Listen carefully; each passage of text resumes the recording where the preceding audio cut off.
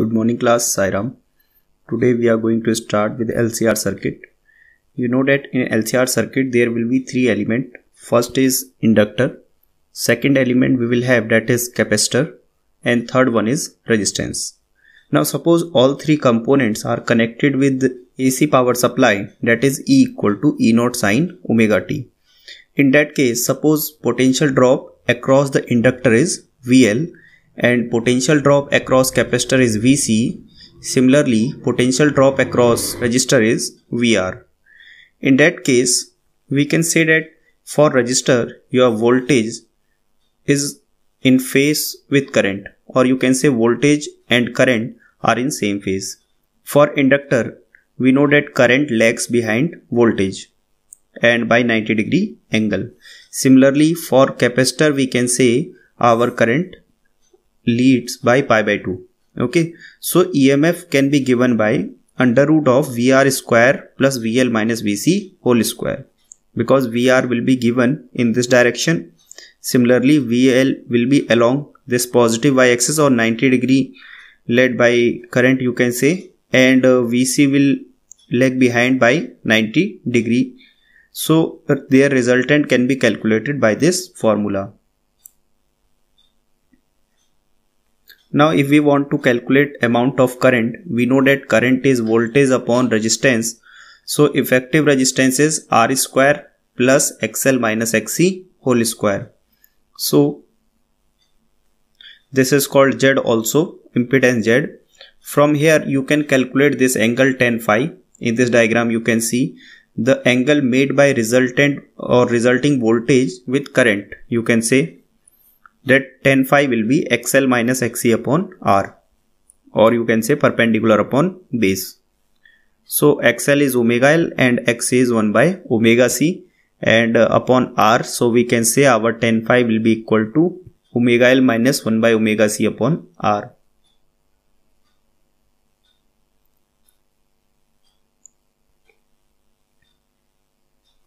So we have some special cases. If XL is greater than XC, or you can say omega L is greater than 1 by omega C, in that case we can say our tan phi is positive or phi is positive. That means current will lag behind the EMF, or voltage will lead to current. Okay, this you can say if your phi is positive. In case XL is lesser than XC, because this tan phi directly depends on the difference of XL and XC. So if XL is lesser than XC, in that case we can say that our tan phi will come out negative. So our angle will also be negative. That means negative angle can be made like this. This is V resultant. Okay, so this is your negative of phi. So here we can say that current will lead the EMF by phase angle phi. In case of XL and XC both are equal, in that case we can say our phi is 0, because tan phi, we know formula of tan phi is XL minus XC. If both are equal, then tan phi will become 0 upon R, that is 0. Next topic we have resonance in LCR circuit. So in that case, if XL is equal to XC, in that case we can say omega L equal to 1 by omega C, or tan phi is 0. Okay, and formula for impedance will become Z equal to under root of R square minus plus XL minus XC, and this will become 0. So Z will be minimum value, that is R. Now if your effective resistance of LCR circuit is minimum, then in that case your current peak value of current will be maximum, and that maximum is E upon Z, and Z is replaced by R over here. Okay, so you will write it E upon R.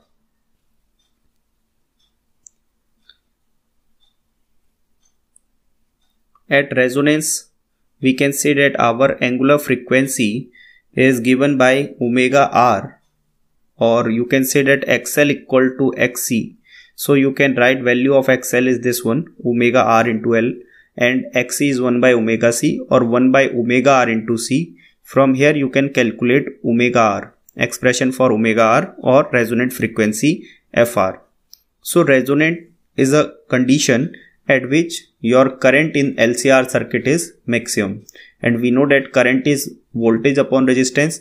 It will be maximum if your resistance is minimum, and this value of Z is minimum only and only if your XL is equal to XC. Next thing we have quality factor. So what is the quality factor? We know that bandwidth is given by 2 times of delta omega. Now see, this is the graph for I naught and omega. We know that at omega equal to omega R your Z is minimum. So if your Z is minimum, then at this point your current will be maximum. Okay. So first of all we define half power frequencies. Now what are half power frequencies? Those frequencies at which power in LCR circuit is half, or you can say current in LCR circuit is I maximum upon root 2, because if you will calculate power, then power will be I square R, or I naught maximum square upon 2 R. Okay, and this is equal to maximum power upon 2. So quality factor is defined in this way, that is resonance frequency divided by this frequency gap delta omega, and this delta omega is actually difference of these two half power frequencies. Suppose this is omega 2 and here we have omega 1, so their difference is called half power frequency difference, and we denote it by delta omega. Now quality factor is defined as VL upon VR or VC upon VR. Basically it is the ratio of voltage drop across inductor and across resistor, or you can say quality factor is defined as voltage across capacitor to voltage across resistor. So if you will put value of VL, that will be omega L into I, and value of VR will be Im into R. I to I will be cancel out. So we can write quality factor equal to this much, or you can write this value also. Now we will calculate power in AC circuit or power in LCR circuit. We know expression of E in AC power is given by E naught sin omega t. Suppose if your current is given by this expression, that is I naught sin omega t plus phi, where phi is your phase angle between EMF and current. It may be positive or it may be negative. In that case, instantaneous power is given by voltage into current. So voltage is this one, E naught sin omega t, and current is this one, I naught sin omega t plus phi. Now we will expand this term, sin omega t plus phi. This is basically sin A into cos B plus cos A into sin B. Now this value will be multiplied by sin omega t, and we will get sin square omega t, the first term, into cos phi plus sin omega t into cos omega t into cos phi. So take E naught I naught common, you will get sin square omega t cos phi plus sin omega t cos omega t into cos phi. Now if we want to calculate work done over one cycle, or you can say if we want to calculate average power over one cycle, then we know that average power is given by total work done upon total time, and total work done will be integration of this factor with respect to dt, because this factor is basically power, and power multiplied by dt is our small work done. Okay, so total work done will be calculated by integrating of p dot dt. Value of instantaneous power is this much and value of dt is this one. So we will integrate it for one cycle, and after integration we will get E naught I naught cos phi into t by 2. So average power comes out to be E naught I naught upon 2 into cos phi, where this is your power factor. We can determine its value also. From this triangle you can say that your cos phi will be base upon hypotenuse, or base is basically R, your resistance value, and hypotenuse is minimum resistance Z. So cos phi becomes R by Z.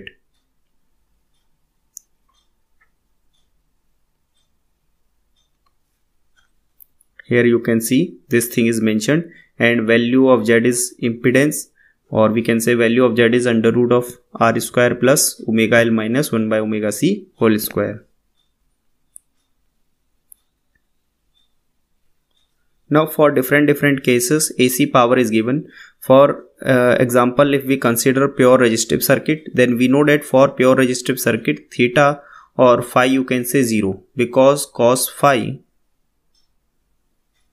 is R by Z, and here Z is given by R only, so we get cos phi equal to 1. That's why we can say our phi is 0 degree. And our power will come out, that is EV into IV into cos phi or cos 0. So it will be EV into IV, where this EV is RMS value of voltage and IV is RMS value of current. Then power for pure inductive will become 0, because for inductive circuit we know that phi is pi by 2. Now for pure capacitive circuit also we know that phi is pi by 2, that is phase difference between voltage and current. So again our power will come out to be 0. Now remember, this topic has been removed from your syllabus, that is wattless current. So we will move for next topic, that is LC oscillations, and this topic is also removed from the syllabus, only introduction is given. So we will see only basic terms related to oscillations. So suppose a pure inductor is connected with a capacitor, and this capacitor is initially charged. So when we connect this wire of the capacitor to the other plate, from one plate we connect it to the other plate, then charge will try to flow from high potential to low potential, okay, or high voltage to low voltage. But here, as soon as your charge will flow, one opposite current or induced EMF will be generated in this inductor, okay, and this induced EMF will try to slow down our amount of current in this whole circuit. So after certain time your capacitor will be fully discharged. In that case, on each plate you will get 0 charge only, okay. So now here suppose you have your capacitor, then after some time this inductor will store some amount of energy, that is half Li square. Now this energy will try to again charge the capacitor, but in opposite polarity. Means this lower plate of capacitor will be positive and upper plate will be negative. And after some time your energy in inductor will become 0, okay, and your capacitor will contain whole energy in form of Q square upon 2C. And again this process will keep on continue. Like after some time your capacitor will be discharged, and after that again recharging of capacitor will take place. This inductor will supply some amount of charge to your capacitor, and this capacitor will gain again positive and negative potentials. Similarly, this cycle will continue and we call it LC oscillations.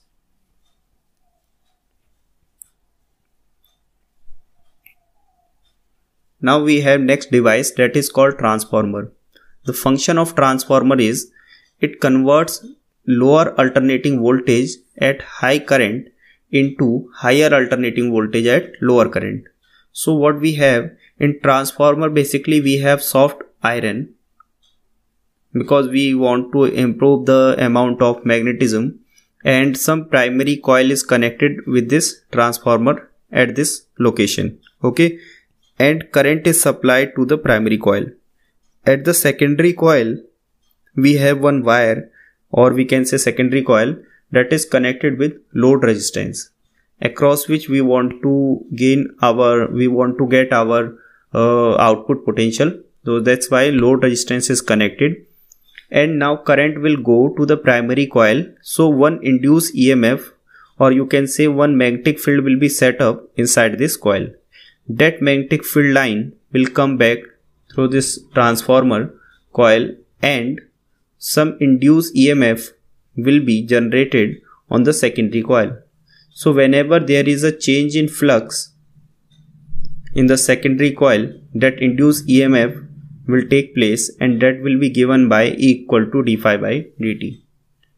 So here if we want to calculate potential in primary, that will be Np times d phi by dt. Okay, because from Faraday law we can say that induced EMF is d phi by dt, but if we have Np turns in primary coil, then we can write it Np times into d phi by dt. Similarly, induced EMF in secondary coil we can write minus ns times of d phi by dt. This formula we are using from Faraday's law. Okay. So from here we can get Es upon Ep equal to Ns upon Np, and that is K. Basically this K is called transformation ratio or turn ratio.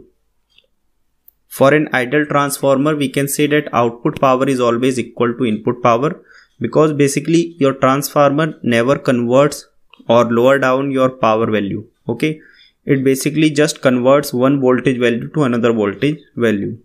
So from here Es upon Ep, or voltage across secondary plate to voltage across primary plate, will be given by Ip upon Is. For an ideal transformer we can say that our efficiency is 100%.